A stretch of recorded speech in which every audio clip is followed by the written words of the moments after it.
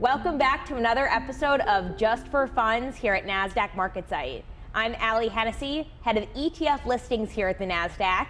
Today we are joined by Mark Gleason, who is head of multi-asset business development at AllianceBernstein. AllianceBernstein recently just launched 2 new ETFs here on the Nasdaq, so we are here with Mark to talk about them. So Mark, thanks so much for being here with us in the studio. Of course, thanks for having me. So like I said, you guys launched 2 new ETFs recently here with us, BUFI and BUFM, joining BUFC that launched with us last year. Tell us about this suite of products. Yeah, so we really think that BUFM and BUFI are really a natural extension of what we started a year ago with BUFC.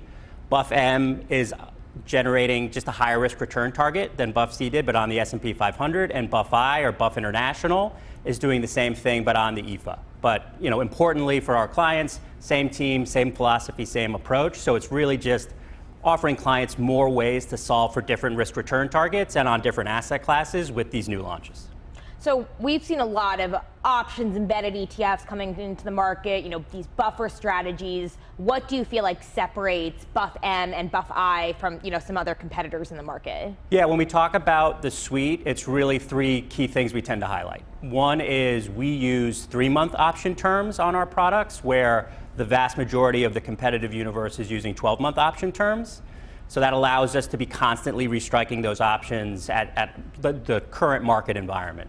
The other thing that we have within the strategies is what we call our ratchet functionality, and that allows us in really strong equity markets to have a systematic process embedded in the fund that allows us to restrike those options and always ensure that we're maintaining upside in the products. And then finally, we have what we refer to as an adaptive buffer, and that gives the portfolios flexibility to dynamically use a first loss provision that allows us to maintain higher caps, particularly in markets where options are expensive. Okay.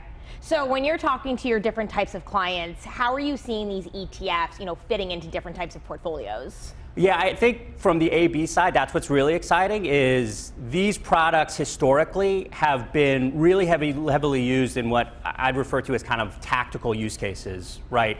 Clients who are concerned about some near-term market volatility. There's an election coming up, there's a rate decision coming up, but I want to make sure that I have some market participation, and buffered strategies in general are great for that kind of tactical or a la carte usage.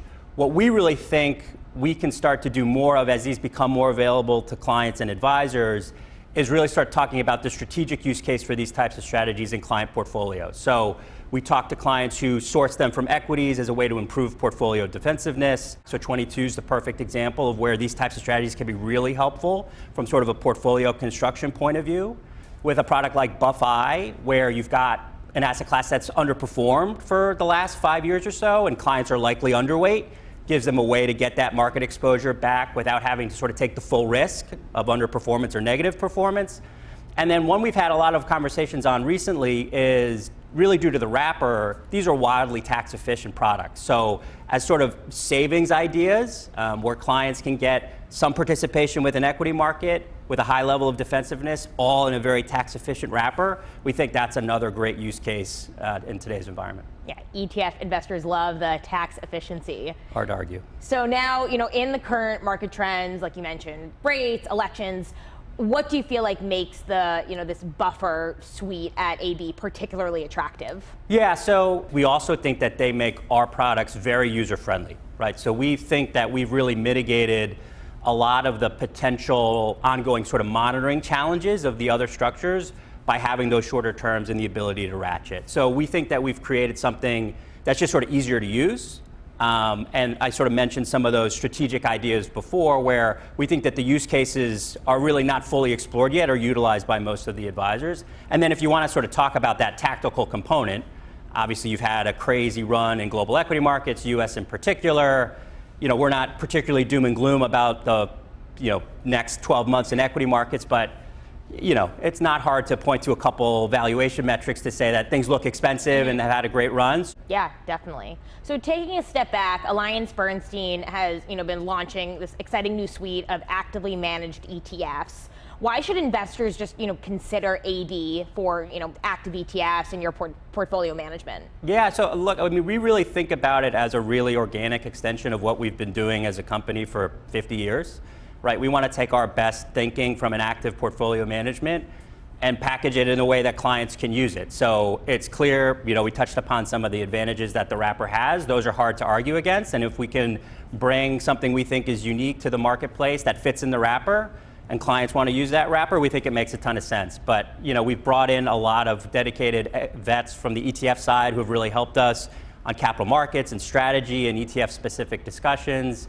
And we really think that it's a great combination of a legacy active manager that can now meet clients in the wrapper that they prefer to use. So Mark, last question for you that we'd like to leave our viewers with at Just for Funds. Can you share a fun fact with us about AB, your ETFs, or these new products? Well, I guess the braggadocious fun fact is the ETF lineup now is 5 billion plus, a little over 2 years.